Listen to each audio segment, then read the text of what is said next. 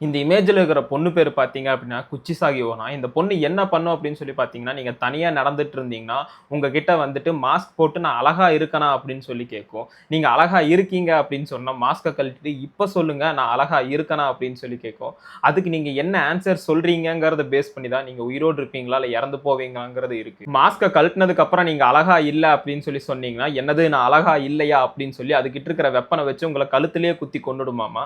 ஒருவேளை நீ அழகா இருக்க அப்படின்னு சொல்லி சொன்னீங்க அப்படின்னா, அது என்ன பண்ணும் அப்படின்னா, "சரி வா என்ன மாரியே நீயும் ஆயிரு" அப்படின்னு சொல்லி உங்களோட வாய 2யும் கிழிச்சு விட்டுருமாமா. ஸோ எது சொன்னாலும் ஆபத்து தான். சரி அப்ப என்னதான் சொல்றது அப்படின்னு சொல்லி கேட்டீங்கன்னா, அது பேசுறதுக்கு எதிர்மாறா பேசணும். அதாவது அது ஏதோ ஒண்ணு சொல்லுச்சு அப்படின்னா, அதுக்கு ஆப்போசிட்டா வேற மாரி டிஃபரண்டா பேசணும் அப்படின்னா, அது கன்ஃப்யூஸ் ஆயிரும். அந்த சமயத்துல நீங்க தப்பிச்சு போயிரலாம் அப்படின்னு சொல்லி சொல்றாங்க. இதெல்லாம் ஒரு பக்கம் இருக்கட்டும். எப்படி இந்த பொண்ணுக்கு இந்த மாரி வாய் கிழிஞ்சது அப்படின்னு சொல்லி உங்களுக்கு ஒரு கொஸ்டின் வரும். அதுவும் நான் சொல்றேன். பல 100 ஆண்டுகளுக்கு முன்னாடி ஜப்பான்ல குச்சிசாகி ஓனா அப்படிங்கிற இந்த பொண்ணு பார்த்தீங்கன்னா, ஒரு அழகான பெண்ணா இருந்திருக்காங்க.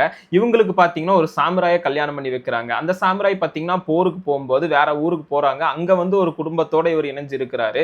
அப்படி இருக்கும்போது அந்த விஷயம் உங்களுக்கு தெரிய வருது. தெரிய வந்ததுக்கு அப்புறம் பார்த்தீங்கன்னா, இவங்க பார்த்தீங்கன்னா, இந்த இடத்துல வேற ஒரு பையன் கூட அஃபேர்ல இருக்கிறாங்க. இது தெரிஞ்ச அந்த சாமுராய் என்ன ஆகுறாருன்னா, கடுப்பாயி இங்க வந்து, "நீ அழகா இருக்கிறனால தானே இந்த மாரி பண்ற" அப்படின்னு சொல்லிட்டு அவர்கிட்ட இருக்கிற ஆயுதத்த வச்சு உங்களோட வாய 2ஆ கிழிச்சு விட்டுர்றாரு. இப்படி ஆனதுனால அவங்க முகத்த அவங்கனால பார்த்துக்க முடியல அப்படின்னு சொல்லி அவங்க தற்கொலை பண்ணிக்கிறாங்க.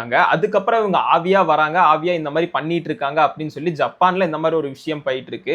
பட் இப்ப வரைக்குமே பார்த்தீங்கன்னா, இது ஒரு உண்மை அப்படின்னு சொல்லி எங்கேயுமே ப்ரூஃப் ஆகல. பட் ஜப்பான் மக்கள் இன்னும் இத நம்பிட்டு இருக்காங்க. இத பத்தி நீங்க என்ன நினைக்கிறீங்க அப்படிங்கிறத கமெண்ட் பாக்ஸ்ல சொல்லுங்க.